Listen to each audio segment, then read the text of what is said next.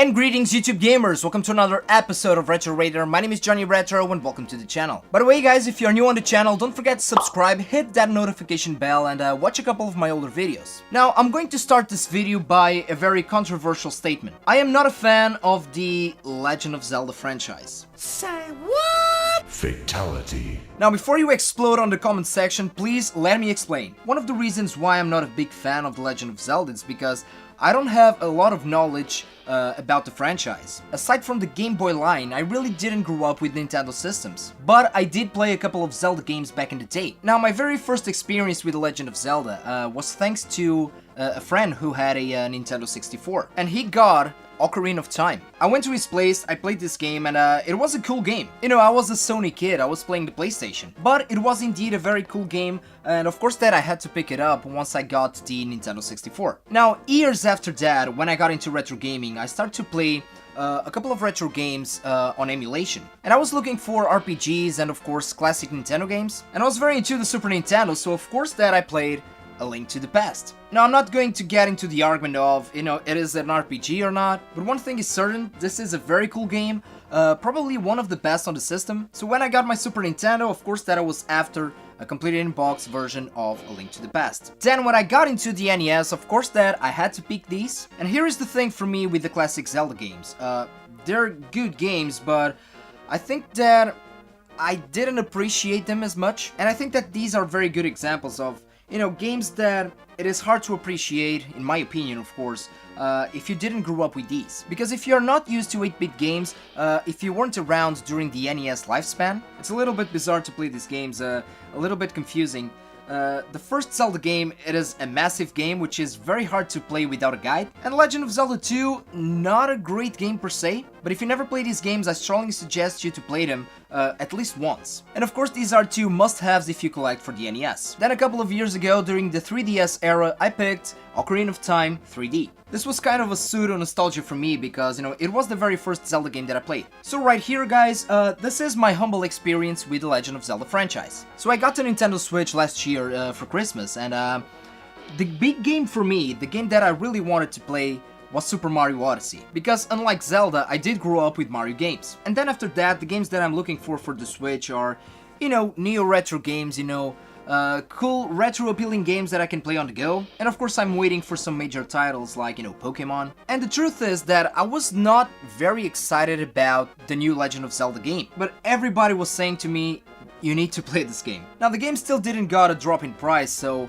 what I did was, I bought it second-hand. I found a used copy for a very reasonable price, actually half of the price, and I said to myself, well, this is it. I'm going to play Breath of the Wild. I really need to see what this game is all about. And here it is, my copy of Breath of the Wild. So I've been playing this game for the last month, and I just finished a couple of days ago. So, first of all, did I enjoy the game? As a non-Zelda fan, as somebody who didn't grow up with the franchise, honestly, I became a fan. I don't say this about many games, but this truly is a masterpiece. It is a 10 out of 10 game, without a doubt. Now, first things first, I do think that this game is an RPG. I can agree that a couple of Zelda games are not RPGs per se, but this, of course, it is an RPG. Now, I jumped into this game with a very open mind. I didn't know what I was going to expect. Of course, that I saw reviews. I knew that this was kind of a, you know, Legend of Zelda in an open world environment, pretty much like Skyrim, and I'm a big Skyrim fan. But I really didn't know what to expect. I'm just not very comfortable,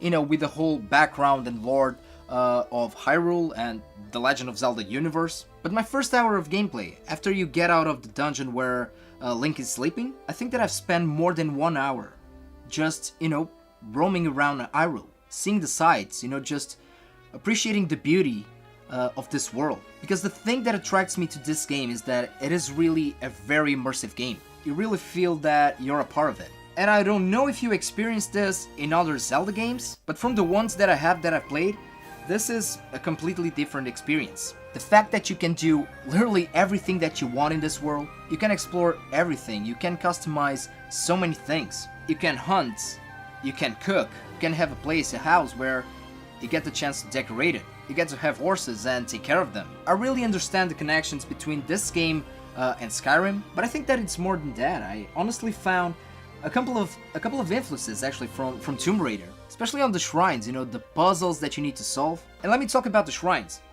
I love the shrines. The first couple that I did, I thought, well, this is pretty cool, but I think that it is going to be more of the same along the game, but it really isn't. Each time that I found a new shrine, I just had to get into it. And another cool thing about the game is the sense of, you know, the feeling of accomplishment, because you really get rewarded by the stuff that you do. It is not that RPG where, you know, you do this quest and, okay, it is completed and you just finish the side quest. Here is not the thing, because you really get rewards for it. You get to meet extra characters with extra plots aside from the main one. And my favorite part about the game was probably the Divine Beasts. I've spent a lot of time on the Divine Beasts, and those are not easy. Very good original puzzles, a good amount of challenge, and the Ganon bosses, well, they're tough. Some of them are tough. Especially the wind one, I think it is Windblind Ganon. I died a lot. I died so many times on that battle, but it didn't make me rage quit. The towns and the cities. Probably my favorite one was the Zora's Domain. I just love the water people. Now there were a couple of things that got me frustrated on the game, but I passed that after a couple of hours of gameplay. You know, the fact that in the beginning Link is tired all of the time, you don't have a lot of stamina, you know, to climb things and stuff. And the other thing was that, you know, the weapons are breaking all the time. But that's part of the beauty of the game. That's why you really need to focus in improving Link and fighting the right armor sets for the right environments. Because you can die from cold, you can die from fire, and that gives a certain realistic approach to the game. And after a couple of hours, I really enjoyed that. I really appreciate that. The final boss, Ganon, probably one of the most epic battles, epic and boss battles that I've ever played in a game. I finished the game, of course, the main quest, a couple of side quests, but to be honest with you, I think that I've only finished about 50% of the game. This is one of those games where I really want to go back and explore everything. I would say that so far this is definitely the best Zelda game that I've played. And now I really want to dig into the whole franchise and, you know, play other Zelda games that I've never played. And by the way, if you have a Nintendo Switch and if you're new on the Legend of Zelda franchise, this in my opinion, it is the perfect place to start. Because it is okay if you're not into the lore, because this game, you know, explains pretty much everything, you know.